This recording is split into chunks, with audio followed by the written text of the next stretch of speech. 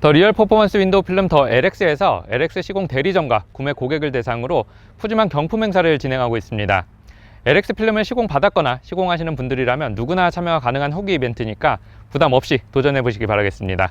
선물도 푸짐하고 당첨 확률도 높습니다. 자세한 내용은 www.isolagad.com에서 확인해 주세요.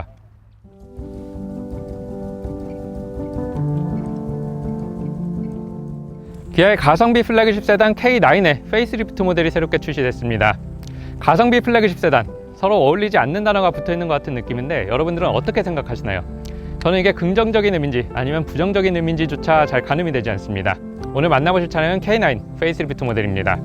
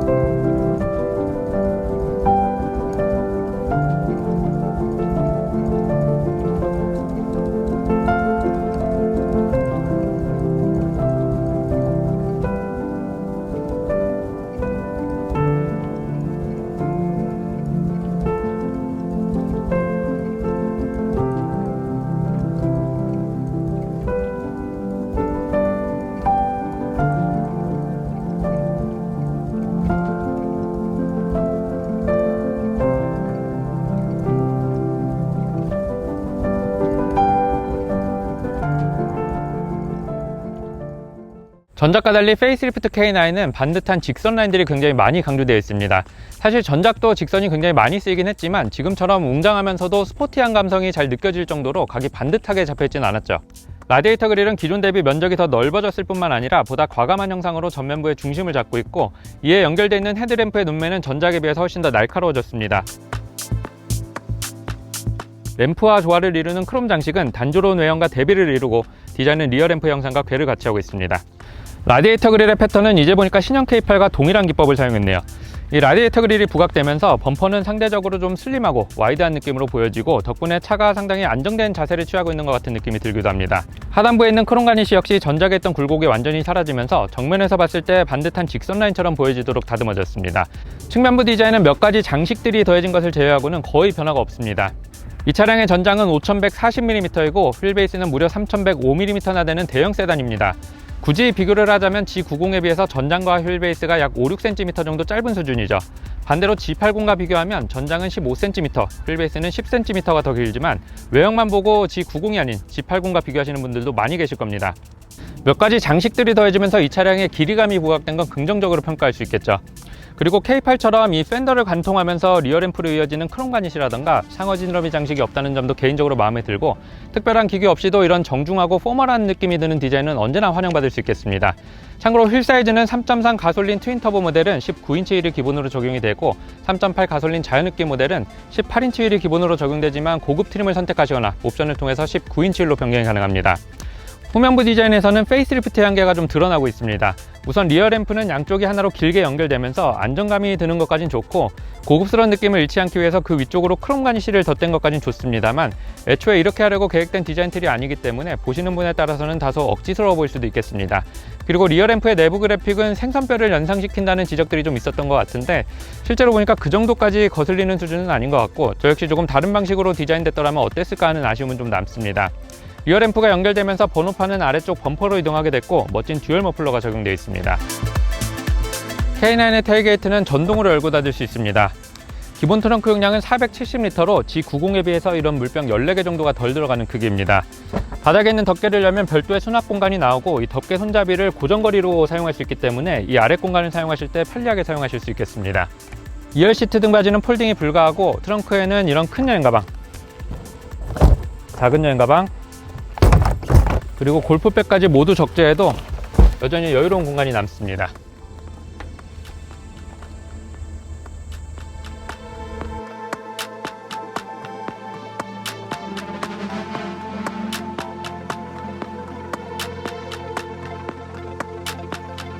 K9은 대형 세단입니다. 그리고 이 뒷좌석 공간은 대형 세단이 다른 차량들과 가장 큰 차이를 나타낼 수 있는 부분이기도 하죠.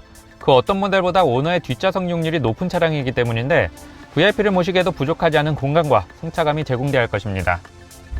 K9은 후륜구동 모델인 만큼 차량의 전체적인 덩치에 비해서 이 뒷좌석 공간은 생각처럼 광활하진 않습니다.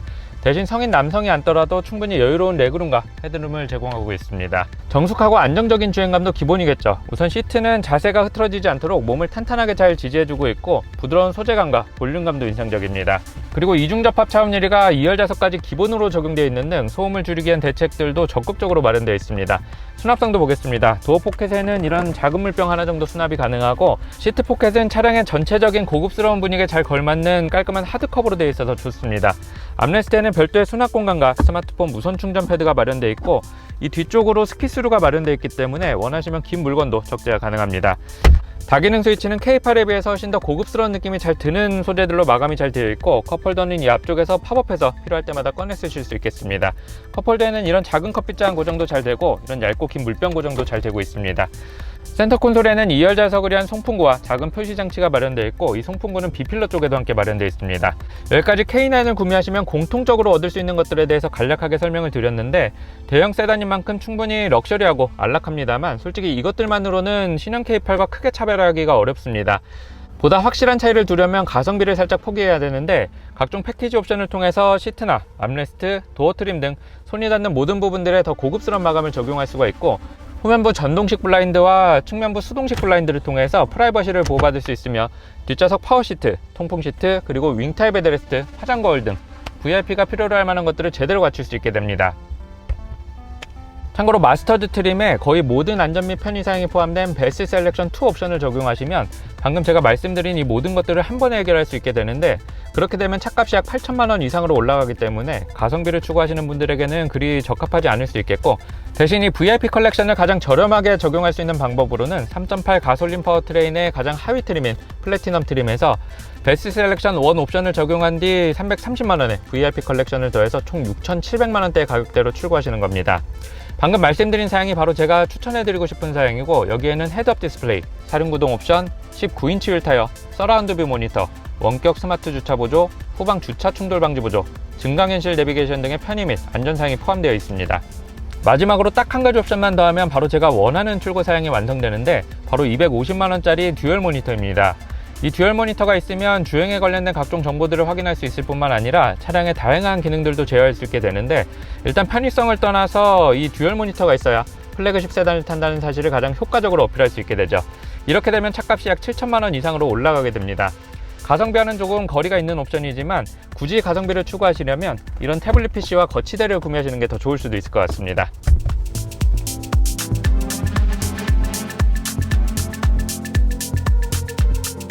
방금 추천 트림과 옵션에 대해서 간략하게 설명을 드렸는데, 몇몇 분들은 가성비가 좀 떨어진다고 생각하실 수도 있겠지만, 비슷한 조건의 G90을 선택하는 대신 이 K9을 선택하시면 모닝이나 K3를 마실용으로 추가로 구매하실 수 있습니다.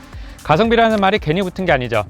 다만 굉장히 비싼 차를 탄다는 걸 어필하고 싶은 분들에게는 어울리지 않는 수식어가 될 수 있겠고, 그런 분들에게는 1억이 훌쩍 넘는 다른 대안들도 얼마든지 많이 있습니다.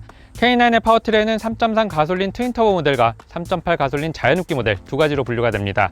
V6기통 가솔린 엔진에 자동 8단 변속기가 동일하게 물려있고, 엔진의 배기량과 터보차저의 적용 유무의 차이가 있습니다. 파워는 3.3 가솔린 터보 모델이 약 60마력에 12토크 정도 더 높다고 이해하시면 좋을 것 같고, 차값도 더 비싸게 책정되어 있습니다. 경제성만 따졌을 때는 3.8 가솔린 자연흡기 모델이 차값도 더 저렴하고 미미하지만 연비도 더 높습니다. 가장 저렴한 모델은 3.8 가솔린 플래티넘 트림으로 약 5,800만원이고, 반대로 가장 비싼 모델은 3.3 가솔린 터보 마스터즈 트림에 베스트 셀렉션 2 옵션과 뒷좌석 듀얼 모니터, 빌트인 캠, 썬루프까지 모두 더한 풀옵션 사양이고, 가격은 8,950만원입니다.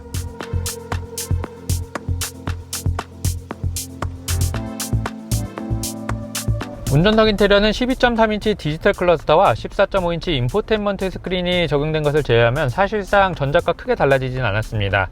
기본적으로 마감 상태가 충분히 럭셔리하긴 합니다만, 뒷좌석과 마찬가지로 비용을 좀 더 들인 만큼 더 고급스러운 실내 분위기를 만들 수 있습니다. 스티어링 휠은 형상도 고급스럽고, 이 홈커버 테두리에 스티치가 적용된 것도 개인적으로 마음에 들고, 새로운 기아 엠블럼이 적용돼서 좋습니다. 더 넓어진 스크린은 시인성과 반응성이 모두 좋고 인터페이스는 아래 등급의 기아차들과는 좀 차이가 있으며 더 직관적인 그래픽이 적용되어 있습니다. 센터 패시아에 정렬된 버튼들도 고급스러운 느낌이 잘 드는 소재들로 잘 마감이 되어 있고 송풍구 사이에 아날로그 시계가 품격을 더해주고 있습니다. 인디케이터가 로마자로 되어 있기 때문에 최소한 시간을 확인할 때만큼은 수입차를 타는 것 같은 기분을 느끼실 수도 있겠습니다. 변속 레버는 다이얼 방식을 주로 쓰던 다른 동생들과 달리 전자식 기어노브가 적용이 되어 있고 그 아래쪽에는 필기인식까지 가능한 다이얼 방식의 컨트롤러가 함께 마련되어 있습니다. 주행 중에는 화면을 터치하는 것보다 이 아래쪽에 있는 컨트롤러를 이용하는 게 훨씬 더 정확하고 안전운전에 보다 많은 도움이 될 수 있을 것 같습니다.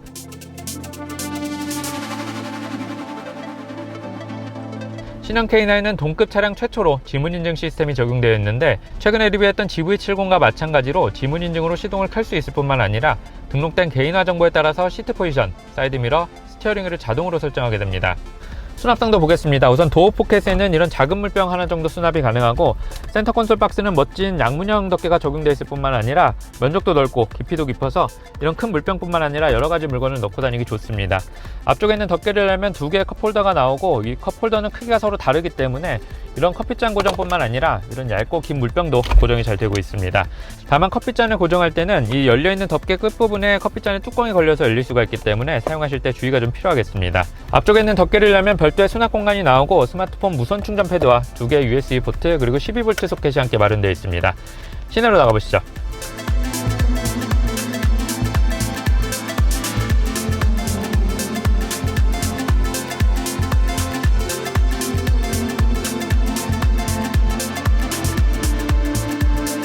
K9은 럭셔리 대형 세단입니다. 아무리 시대가 변한다 할지라도 이런 럭셔리 대형 세단이라면 당연히 갖추고 있어야 할 기본적인 소양들은 갖춰야 하는 그런 차량이죠. 지금 제가 타고 있는 차량은 3.3 터보 모델입니다.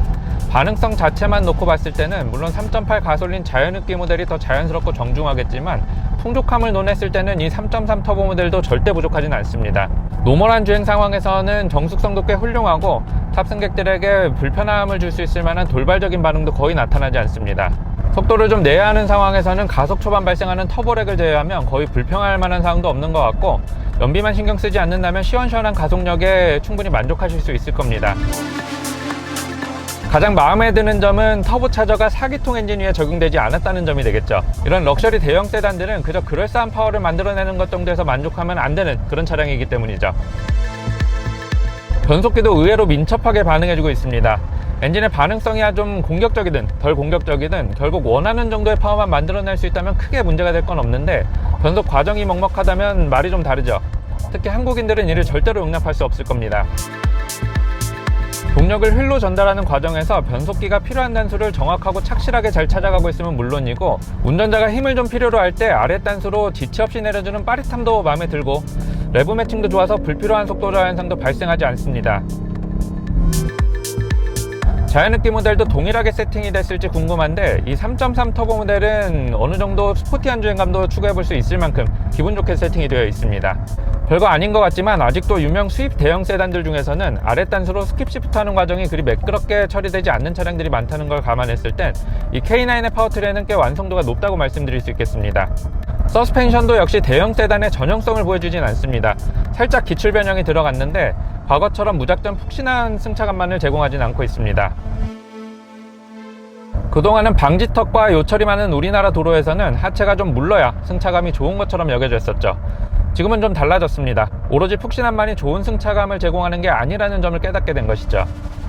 이 K9의 서스펜션 질감은 G80에 비해서는 조금 단단한 편에 속하지만 여전히 좀 부드러운 세팅을 지향하고 있고 경우에 따라서는 탄탄한 텐션감을 느낄 수 있을 정도로 전자제어 서스펜션이 제 역할을 잘 수행해주고 있습니다. 큰 충격이 발생했을 때는 이를 잘 머금어주고 있지만 반대로 자잘한 충격들은 좀 튕겨내려 하는 경향이 있는데 이중적인 주행 질감을 좀 보여주고 있네요. 더불어 코너 구간에서는 롤을 제법 허용하고 있지만 움직임이 상당히 절제되고 일관돼서 한계 시점을 예측하기가 한결 수월하고 진입 언더만 좀 주의하시면 좀 급격한 움직임을 주더라도 뒷바퀴가 트랙션을 굉장히 잘 유지해주기 때문에 안정적인 느낌으로 코너를 빠져나갈 수 있을 겁니다. 제가 예상했던 것보다는 스피드음도 훨씬 더 늦게 들려오는 것 같고 웬만한 코너 구간에서는 마진도 충분히 남아있는 것처럼 느껴지네요.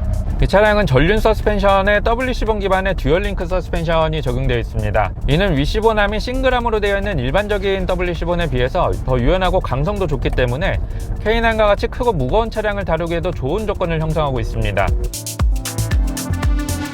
특히 이 차량은 현재 사륜구동 시스템이 적용되어 있기 때문에 전륜 쪽으로도 약 100에서 150마력 정도의 출력이 수시로 전달되고 있는데, 이때 서스펜션이 유연하지 못하면 결국 동력 손실로 이어지게 되겠죠. 결국 대형 세단에 잘 어울리는 적절한 대응이었던 걸로 생각되고 있습니다.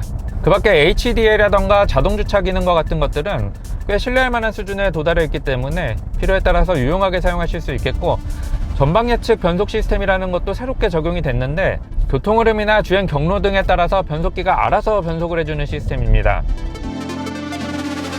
결국 운전자가 속도를 줄이거나 높이기 전에 변속기가 알아서 최적의 단수를 찾아가 넣어주는 기능인데, 스마트 모드에서만 기능이 활성화되고 결국 연비 증진에 어느 정도 도움이 되는 그런 기능으로 이해하시면 좋을 것 같습니다.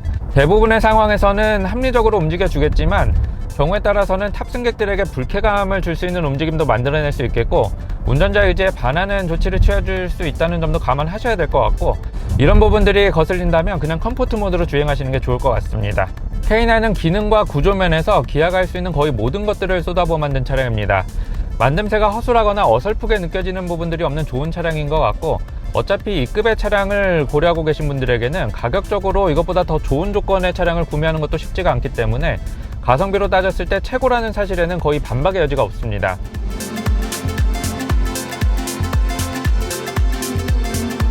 가성비 플래그십 세단, 조금 독특한 포지셔닝인 것 같은데, 현재 시장 상황을 고려했을 때 기아가 할 수 있는 최선의 전략이었다는 사실에 공감하시는 분들이 많았으면 좋겠습니다.